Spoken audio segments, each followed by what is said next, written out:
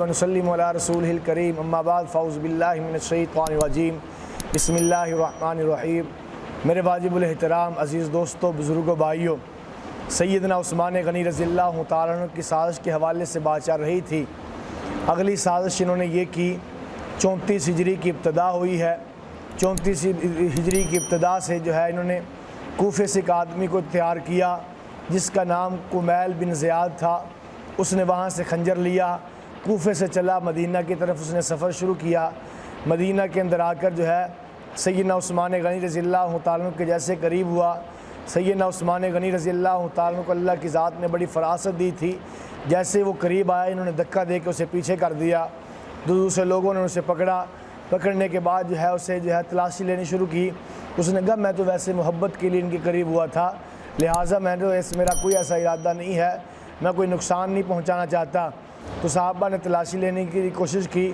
سیدنا عثمان غنی رضی اللہ تعالیٰ عنہ بڑے نرم دل آدمی تھے، فرمایا اسے چھوڑ دو، اگر اس نے جو ہے کہہ دیا کہ میرے پاس کچھ نہیں ہے تو اسے چھوڑ دو، اگر تم تلاشی لوگے اس سے کچھ چیز نکل آئی تو یہ جھوٹا ہو جائے گا، تو لہٰذا اس کو جو ہے جھوٹا لوگوں کے سامنے اس کی بے عزتی ہوگی، اسے ایسا نہ کرنے دو، بس چھوڑ دو، اس کے حال پہ اس کو چھوڑ دو۔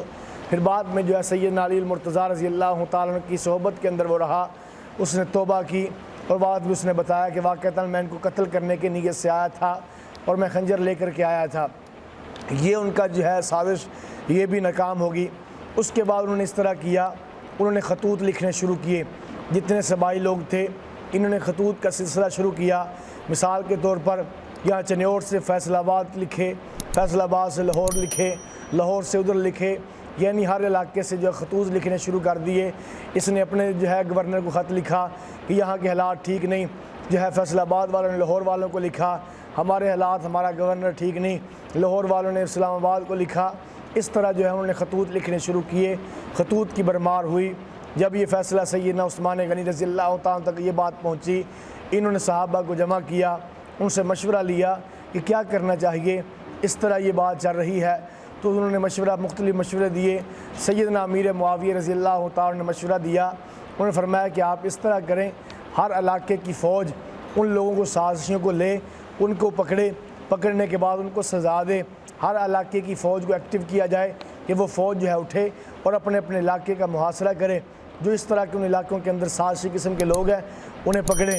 سیدنا عثمان غنی رضی اللہ تعالیٰ نے فرمایا کہ نہیں، اس طرح ہم سزا بھی نہیں دیتے، لہٰذا ایسے مناسب نہیں ہے۔ پھر بعد نے کہا کہ اس طرح کرو، آپ جہاد کا اعلان کرو، جہاد کا اعلان ہوگا تو لہٰذا خود بخود ان کا جو ہے کام تمام ہو جائے گا۔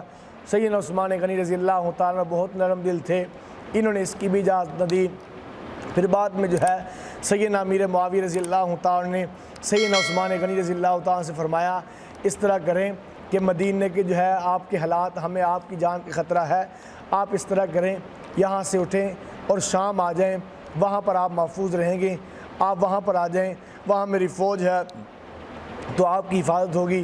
سیدنا عثمان غنی رضی اللہ تعالیٰ نے فرمایا کہ میں حضور علیہ السلام کا شہر نہیں چھوڑ سکتا، انہوں نے کہا یہاں پہ آپ کی جان کو نقصان ہے، فرمایا کچھ بھی ہو جائے میں نبی کا شہر نہیں چھوڑ سکتا۔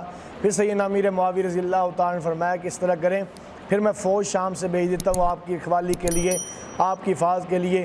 سیدنا عثمان غنی رضی اللہ تعالیٰ نے فرمایا جو فوج آئے گی مدینہ کے اندر، ان فوج کا کھانا، ان کو جو ہے ہدیہ وغیرہ جو ان کو انعامات دینے پڑیں گے، وہ مدینہ کے لوگوں کے، وہ یہاں پر جو میرے پاس ہے وہ تو مدینہ کے لوگوں کا حق ہے اس مال کے اوپر، وہ ان کے اوپر خرچ کریں گے تو یہ مدینہ والوں کے ساتھ زیادتی ہوگی، لہٰذا ایسا بھی نہیں کرتے، بس فوج اپنے علاقے کے اندر ہے، اس لیے کہ ہر علاقے کی فوج ہوتی تھی، مدینہ کے اندر کوئی فوج نہیں ہوا کرتی تھی۔ اس طرح یہ باتیں ہونے شروع ہوئی۔ اس کے بعد جو ہے 35 ہجری جو ہے شروع ہوئی۔ یہ جب 35 ہجری شروع ہوئی، یہ 35 ہجری وہ ہے جو سیدنا عثمان غنی رضی اللہ تعالیٰ کے اوپر حالات انتہائی تنگ کر دیے گئے، اور اسی 35 ہجری کے اندر جو ہے سیدنا عثمان غنی رضی اللہ تعالیٰ کی شہادت ہوئی۔ اس 35 ہجری کے اندر پھر کیا ہوا، پھر انہوں نے اس طرح کیا کہ جو ہے پھر انہوں نے سلسلہ یہ چلایا کہ مختلف علاقوں کے اندر جو ہے لوگوں کو کھڑا کیا اور انہوں نے کہا کہ اس طرح کرو، ہم عثمان غنی سے مطالبہ کرتے ہیں، مطالبہ ہم یہ کرتے ہیں کہ حضرت طلحہ رضی اللہ تعالیٰ عنہ، حضرت علی المرتضیٰ رضی اللہ تعالیٰ عنہ، حضرت زبیر رضی اللہ تعالیٰ عنہ، ان تینوں میں سے کسی کو خلافت دی جائے اور ان تینوں میں سے کسی کو مسلمانوں کا امیر مقرر کیا جائے۔ عثمان غنی کو ہم مسلمانوں کا امیر نہیں مانتے۔ جب ان تینوں میں سے کسی ایک کے اوپر امت مسلمہ متفق ہو جائے گی، پھر ہم اگلا الزام ان کے اوپر یہ لگا دیں گے یہی آدمی ہے جو فساد کی جڑ ہے، یہ امیر بننا چاہتا تھا، اس کی وجہ سے سارا نظام درم برم ہوا، لہٰذا مسلمان آپس کے اندر لڑ پڑیں گے۔ عثمان بھی گیا اور جو آگے آئے گا اسے بھی اس طرح امت ٹکرا دے گی۔ اس طرح انہوں نے کہا کہ یہ بات چلاتے ہیں ان تینوں میں سے کسی ایک کو امیر بنا دیا جائے، یا حضرت علی یا حضرت زبیر یا حضرت طلحہ رضی اللہ تعالیٰ عنہ۔ اب کچھ لوگ حضرت طلحہ سے محبت کرنے والے ہوں گے، کچھ حضرت علی سے محبت کرنے والے ہوں گے، اور کچھ حضرت زبیر رضی اللہ تعالیٰ سے محبت کرنے والے ہوں گے۔ وہ کہیں گے طلحہ کو امیر بننا چاہیے، کچھ کہیں گے علی کو امیر بننا چاہیے، کچھ کہیں گے حضرت زبیر کو امیر بننا چاہیے۔ لہٰذا مسلمان آپس کے اندر لڑ پڑیں گے، ہمارا کام پورا ہو جائے گا، ان کو آپس کے اندر لڑایا جائے۔ اس کے لیے اس سازش کو انہوں نے کامیاب کرنے کے لیے انہوں نے اس طرح کیا۔ مصر کے اندر حضرت علی المرتضیٰ رضی اللہ تعالیٰ عنہ کا ہولڈ تھا، تو انہوں نے کہا کہ مصر کے لوگ حضرت علی سے محبت کرتے ہیں زیادہ، تو لہٰذا مصر کے اندر خطوط مصر والوں کو علی المرتضیٰ رضی اللہ تعالیٰ کے نام سے بھیجے جائیں، یعنی خط لکھا کہ عثمان ٹھیک نہیں ہے، عثمان ایسے کرتا ہے، عثمان کو حکومت چلانے کا پتہ نہیں ہے، نظام درم برم کر دیا ہے، حالات خراب ہو رہے ہیں، نیچے دستخط کر دی علی المرتضیٰ کے کہ لہٰذا تم اٹھو اور میرا ساتھ دو، ہم عثمان کو خلافت سے برطرف کرتے ہیں۔ حضرت علی کے سائن کر کے مصر کو خطوط بھیج دیے۔